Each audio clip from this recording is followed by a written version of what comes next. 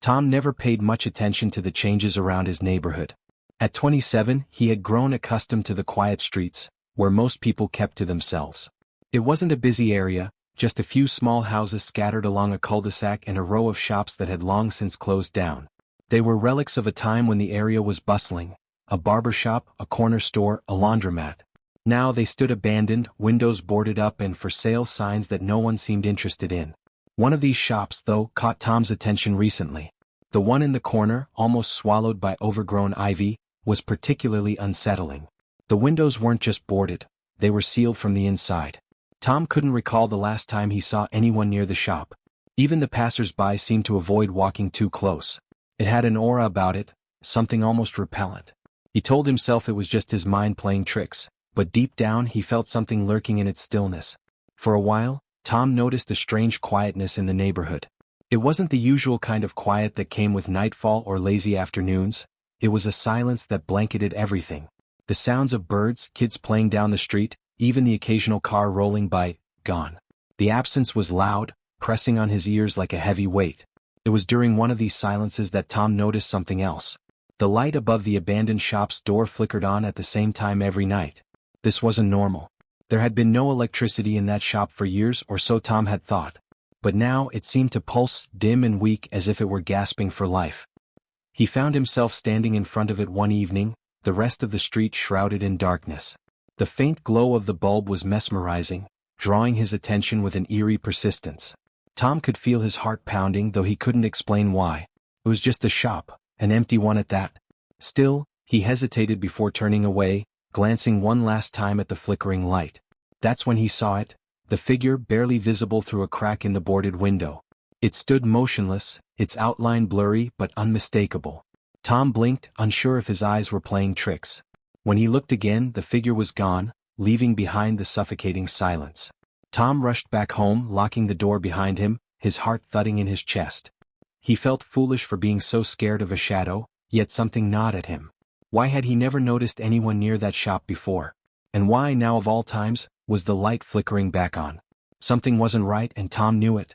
As he lay in bed that night, sleep evaded him.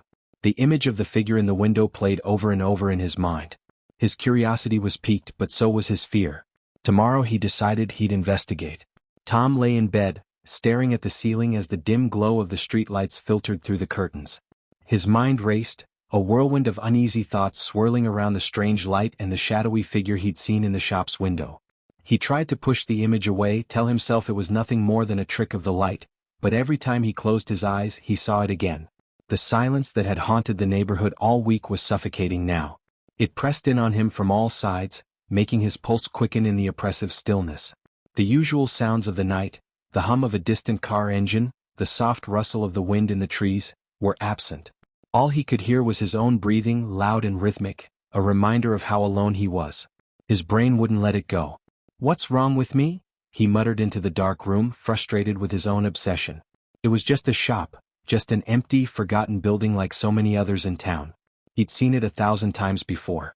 But not like this, he thought, the flickering light and the figure in the window searing itself into his mind. His skin crawled with unease. It was as if the shop had changed overnight, as though it had woken up from some long sleep, and now it was watching him. Unable to shake the feeling, Tom sat up and swung his legs over the side of the bed, the cool floor beneath his feet grounding him slightly. The clock on his nightstand blinked in the darkness, 11:45 p.m. The minutes dragged, but Tom's mind wouldn't settle. He grabbed his phone and began searching for anything he could find on the shop, hoping it would give him some logical explanation, anything to put his thoughts at ease. It had been abandoned for years, that much was clear. An old hardware store or maybe a second-hand shop. Records were spotty. The more Tom read, the more he uncovered odd details that only deepened his discomfort. There had been rumors, whispers among the older residents of the neighborhood.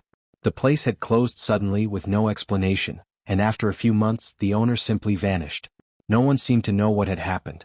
Some said he'd moved away. Others hinted at something darker. There had been no official investigation, but everyone knew something was wrong with that place. There were even stories, local legends, about people disappearing near it late at night. Most of it sounded like urban myths, but Tom couldn't shake the feeling that there was some kernel of truth buried beneath the rumors. He scrolled deeper into forums and local articles, eyes burning from the bright screen in the dark. People had reported seeing strange lights in the windows over the years. Some swore they heard voices late at night, though when they went to investigate, the shop was as silent as ever. One post, buried in a decades-old blog, caught his attention. "Whatever you do, don't go in. Don't even look in. Once it notices you, it won't let go." Tom's stomach churned and he set the phone down, feeling no more at ease than when he'd started. His thoughts kept returning to the figure in the window. The way it stood there, perfectly still, like it had been waiting for him. He couldn't shake the sensation that it had noticed him, that it was somehow aware of his curiosity, feeding off it. Exhausted but unable to sleep, Tom lay back down, his heart hammering in his chest as his mind continued to turn over the mysteries of the shop. Eventually, the exhaustion caught up with him, and he drifted into a restless sleep, his thoughts still tangled in the unsettling events of the day. The dream started innocuously enough. Tom found himself standing in front of the shop again, but this time, the streetlights cast long, distorted shadows that stretched unnaturally across the pavement. The air was thick, oppressive, and though the shop looked just as abandoned as it had earlier, something about it felt different in the dream. The door, usually sealed tight, stood ajar, swinging slightly as if beckoning him inside. Tom's feet moved of their own accord, dragging him closer. His heart raced as he stepped over the threshold into the dark interior of the shop. Inside, the air was stale, thick with the smell of dust and rot. Shelves lined the walls, but they were empty, save for the occasional piece of broken junk. The flickering light above the door cast long, unnatural shadows across the floor. And then, in the far corner, barely visible in the dim light, he saw it again, that figure standing just out of reach, watching. Tom's breath hitched. His legs felt heavy, like they were sinking into the floor. The figure began to move, slowly at first, then faster, gliding toward him without making a sound. He tried to scream, but no sound came out. His mouth was dry, his throat tight.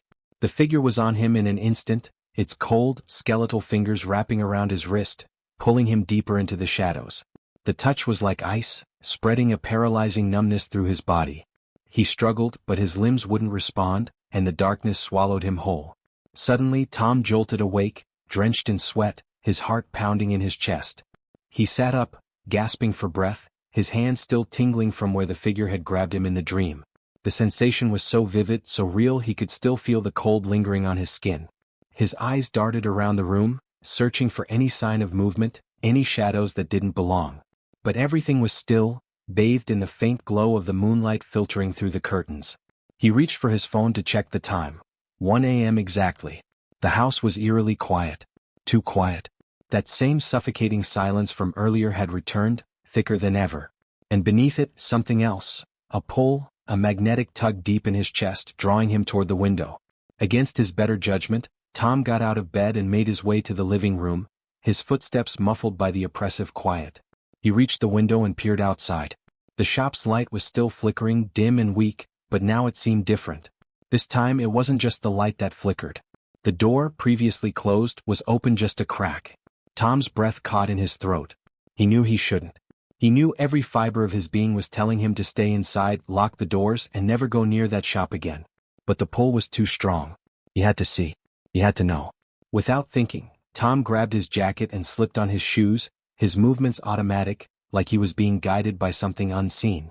His hand trembled as he reached for the doorknob, but he forced himself to turn it, stepping out into the cold night air. The street was empty, shrouded in darkness, the silence pressing in on him from all sides. With each step, the shop loomed larger, its flickering light casting grotesque shadows across the pavement. The door stood slightly ajar, just like in his dream, waiting for him. His stomach twisted with a sickening mix of fear and anticipation, but he couldn't stop now. Something was waiting for him inside, and Tom was going to find out what it was. Tom's heart pounded in his chest as he walked toward the shop. The cold air stung his skin, but he barely felt it. All he could focus on was the flickering light above the door, pulsing in the darkness like a heartbeat. The door was still ajar, just like in his dream, beckoning him closer with the promise of something he couldn't explain. Each step felt heavier, like the weight of the night was pressing down on him, urging him to turn back. But Tom couldn't stop. Not now. The closer he got, the more oppressive the silence became. Even his own footsteps seemed muffled, swallowed by the thick air. He felt like he was walking through a fog, his mind clouded with unease, every nerve in his body screaming for him to run. But he kept going, drawn by a pull he couldn't resist. The shop was just ahead now, its boarded windows looming like dark eyes in the night. Tom reached the door and paused, his hand hovering just above the handle. A shiver ran down his spine, and for the briefest moment he considered turning around and walking away. But that thought was fleeting. The door was open, waiting for him, and something inside was calling him. He took a deep breath, steeling himself, and pushed the door open. The inside of the shop was pitch black, the air thick with dust and decay. Tom hesitated in the doorway, his eyes struggling to adjust to the darkness. The light from outside barely reached inside, casting long shadows that seemed to shift and move on their own. A faint, musty smell filled the air, like rotting wood and damp earth. It was the kind of smell that clung to the back of your throat and made you want to turn and flee, but Tom forced himself to step inside. The door creaked as it swung shut behind him, and Tom jumped, spinning around just in time to see it close with a soft click. His heart skipped a beat. The door hadn't closed in his dream, it had stayed open. He reached for the handle, but when his hand touched it, the cold metal burned against his skin. Panic surged through him as he tugged on the door, but it wouldn't budge. It was locked. Somehow it was locked. Tom's breathing quickened, his chest tightening as the panic set in. He glanced around the room hoping to see something, anything, that would explain what was happening. But the darkness pressed in from all sides, and he couldn't shake the feeling that something was watching him. A faint noise broke through the silence, a soft creaking sound coming from the far end of the shop. Tom froze, his heart pounding in his ears. He squinted into the darkness, but he couldn't make out anything beyond the shadows. The sound came again, louder this time, a slow, deliberate creak like something was moving toward him. Tom's mouth went dry as he backed away, his eyes darting around the room, searching for an escape. But there was nowhere to go. The shop was small, cramped with old shelves and dusty counters, and the only way out was through the door that refused to open. The creaking grew louder, closer, and Tom's pulse quickened.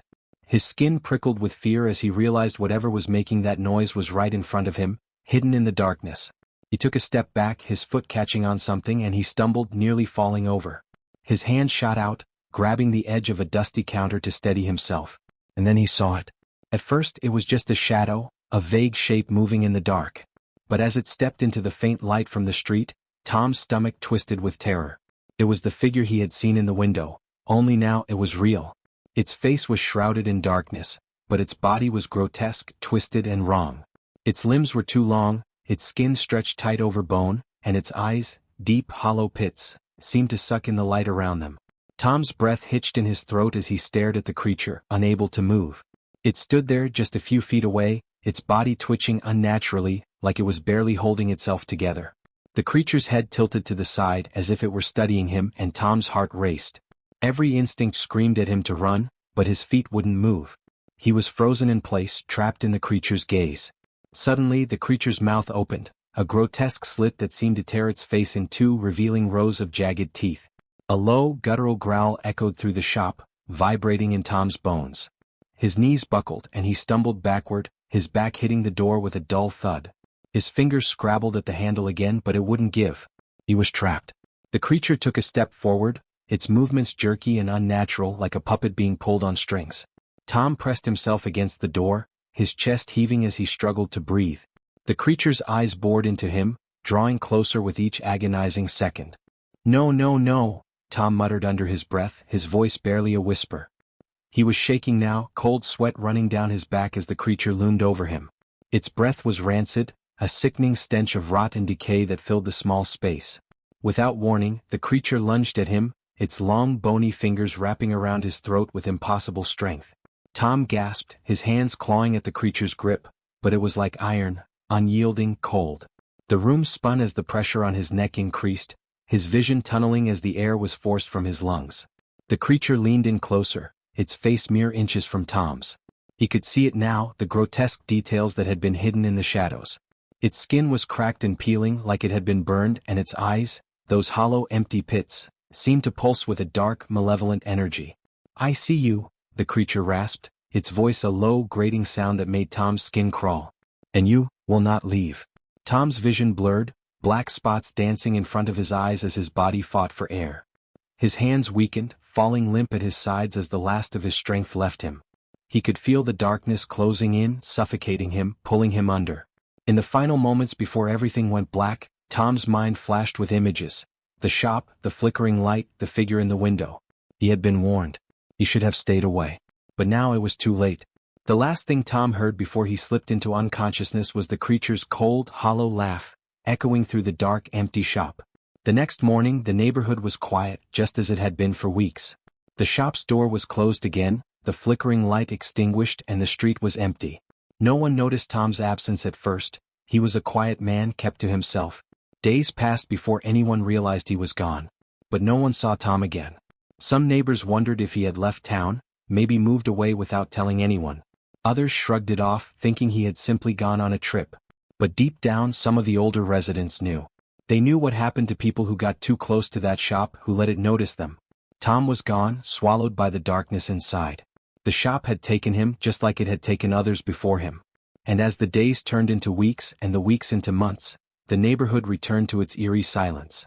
The shop remained, a dark, forgotten corner of the world, waiting for its next visitor.